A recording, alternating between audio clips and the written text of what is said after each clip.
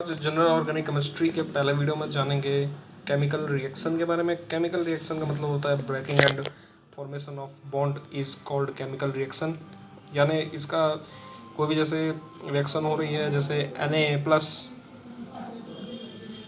Plus Cl minus, तो NaCl बना, तो इसमें ब्रेकिंग एंड फॉर्मेशन हुए होगा बॉन्ड का, तो उसको और फिर उस तरीके से केमिकल रिएक्शन होगी। फिर बॉन्ड फिजन आता है। Bond fission is of two type, heterolytic bond fission. Ions are produced when there is electronegativity difference, that is here in this carbon and this का chlorine, here chlorine is more electronegative। Electronegativity का सीधा सा मतलब है electron रखने की क्षमता, यानी इलेक्ट्रॉन को खींचने की क्षमता किसमें ज़्यादा, क्लोरीन में। क्लोरीन ज़्यादा है तो इसमें नेगेटिव चार्ज आएगा। प्लस KOH डाला पोलर सॉल्वेंट के मदद, पोलर सॉल्वेंट में। पोलर सॉल्वेंट क्या होता है बाद में देखेंगे। तो उसमें क्या फॉर्मेशन हुआ, CH3 CH2OH plus KCl। This is an example of chemical reaction. In general AB क्या फॉर्मेशन हो जाता है, A plus plus B minus, तो इसमें नेगेटिविटी, यानी ये दिस इज, हम नेगेटिविटी इस तरीके से इलेक्ट्रोनेगेटिविटी का सिंबल यूज करेंगे, है ना। नेगेटिविटी इलेक्ट्रोनेगेटिविटी है, negativity of B is greater than A, तभी B में माइनस चार्ज आया। नाउ दूसरे बॉन्ड फिजन में पढ़ते हैं, जो कि है homolytic bond fission. Homolytic bond fission की खासियत ये है कि अगर कंपाउंड में इलेक्ट्रोनेगेटिविटी डिफरेंस नहीं है तो उसमें फ्री रेडिकल का फॉर्मेशन होगा, यानी दोनों आपस में एक इलेक्ट्रॉन रख लेंगे, उसमें ये 2 एक ऊपर डॉट दिखा दिया जाएगा। फिर बढ़ते हैं आगे। इसमें एक रिएक्शन का एग्जांपल देखते हैं, जैसे CH3 प्लस Cl2 HNu के, HNu का मतलब लाइट होता है या फिर हीट दिया। इसमें क्या पहले फॉर्मेशन होगा, ये CH3 डॉट का फॉर्मेशन होगा एक, और एक Cl डॉट का फॉर्मेशन होगा। इसको फ्री रेडिकल बोल सकते हैं। ये आपस में आ करके जुड़ जाएंगे और 2CH3Cl का फॉर्मेशन हो जाएगा। फिर बढ़ते हैं आगे रिएक्शन इंटरमीडिएट की तरफ। रिएक्शन इंटरमीडिएट क्या होता है, it is a short live species form during breaking and formation of bond, है ना। तो वो देखते हैं formation of intermediate in organic reaction, define its rate determining step. अब रेट डिटरमाइनिंग स्टेप देखते हैं बाद में क्या होता है ना।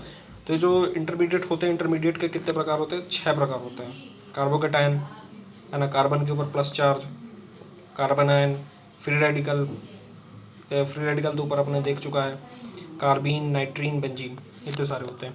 फिर अपन पढ़ते हैं कार्बोकेटायन, कार्बन आयन और फ्री रेडिकल में डिफरेंसेस समझते हैं।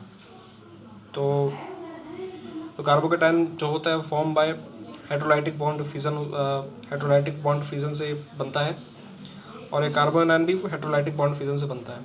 यानी कार्बोकेटायन और कार्बन आयन का मतलब ये है कि कार्बन आयन यानी कार्बन के ऊपर माइनस चार्ज एक तरीके से समझ लो, और एक कार्बन के ऊपर प्लस चार्ज एक तरीके से समझ लो। फ्री रेडिकल तो अपन ने ऊपर देख चुका है। तो इसमें देखा है कि दोनों फिर ये highly reactive neutral intermediate form by homolytic bond fission. बढ़ते हैं intermediate with positive charge on carbon, इसमें लिखा भी हुआ है। फिर intermediate with negative charge on carbon. फिर आता है formation in presence of temperature हो जाए, परऑक्साइड हो जाए, है ना। ये A2O2 परऑक्साइड, यानी A2 दूसरा कोई एलिमेंट है। जैसे इसमें डाला CH3 कोई भी एक है, उसमें अपन ने इन सब में से कुछ डाला तो इस फ्री रेडिकल का फॉर्मेशन हो जाएगा। फिर अपन इन स्ट्रक्चर्स में बढ़ते हैं।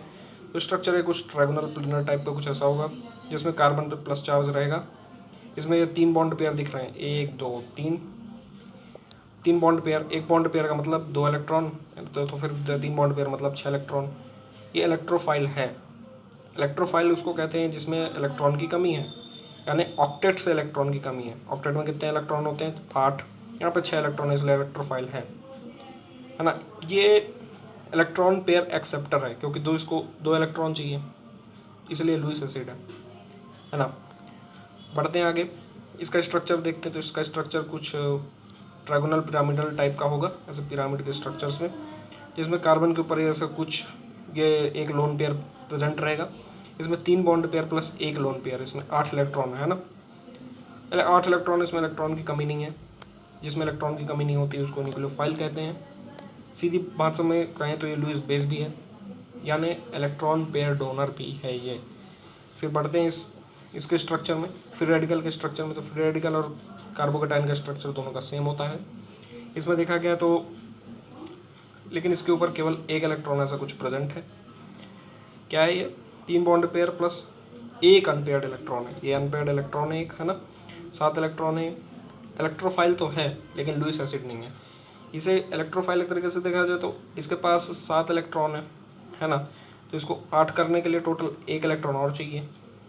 तो ये पेयर में इलेक्ट्रॉन नहीं ले रहा है, इसलिए ये लुईस एसिड नहीं है। अगर इलेक्ट्रॉन पेयर में लेता, जैसे यहाँ पे लिया 2 इलेक्ट्रॉन यहाँ पे इसको चाहिए ऑक्टेट कंप्लीट करने के लिए, तो लुईस एसिड होगा। इसको एक ही इलेक्ट्रॉन चाहिए, पेयर में नहीं चाहिए, इसलिए लुईस एसिड नहीं हुआ, है ना। तो इसका अपन अगर हाइब्रिडाइजेशन कैलकुलेट करें, हाइब्रिडाइजेशन कैलकुलेट करने का सिंपल तरीका है, सिग्मा बॉन्ड कितने हैं प्लस लोन पेयर कितने हैं। तो इसमें कितने दिखाएगा, 1 2 3 सिग्मा बॉन्ड है, इसमें 0 लोन पेयर है, तो इसका कितना हुआ, 3 सिग्मा प्लस 0 लोन पेयर बराबर 3 हुआ, तो sp2 हाइब्रिडाइजेशन हुआ। sp2 हाइब्रिडाइजेशन का स्ट्रक्चर हमें पता है, ट्राइगोनल प्लेनर होता है। अब इसे देखा जाए तो इसमें sp3 हाइब्रिडाइजेशन होगा। क्यों होगा? क्योंकि 3 बॉन्ड पेयर प्लस एक लोन पेयर, 8 इलेक्ट्रॉन, sp3 हो जाएगा एक ट्राइगोनल पिरामिड। ये इस हाइब्रिडाइजेशन के बारे में अपन इनऑर्गेनिक में अच्छे से देखेंगे। फिर आता है कि इलेक्ट्रोफाइल, नॉट लुईस एसिड भी तो देख चुके हैं। 3 बॉन्ड पेयर प्लस एक अनपेयर्ड इलेक्ट्रॉन इसमें दिखाया गया, है ना।